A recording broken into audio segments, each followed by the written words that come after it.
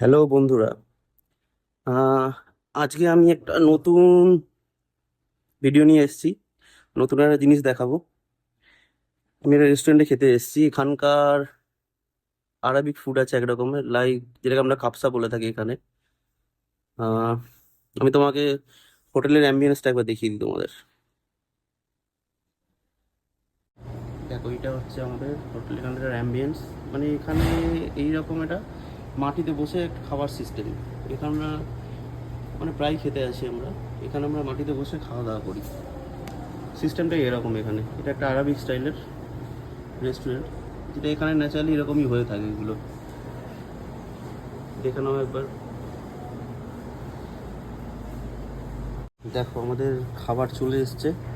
এটাকে আমরা খাপসা বলে থাকি। এই যে দেখছো চিকেন, এটা চিকেনের একটা হাফ পার্ট দিয়ে বানানো হয়। এটা হাফ পার্ট থাকে, ফুল পার্টও নিতে পারে কেউ, বাট আমি হাফ পার্ট নিয়েছি। রাইসটা ঠিক এরকম হয়। এখানে বিভিন্ন রকমের ভেজিটেবল দেওয়া থাকে, লাইক মটর, ওখানে পেঁয়াজের বেরেস্তা দেখছো, এসব দেওয়া আছে। আর স্পাইসি হয় না জিনিসটা, কিন্তু মানে এটা কেউ খেতে, যে কেউ খেতে পারে। আমরা বিরিয়ানি যেমন খাই, বিরিয়ানি যেমন স্পাইসি হয়, বাট এটা কোনো মতেই স্পাইসি না।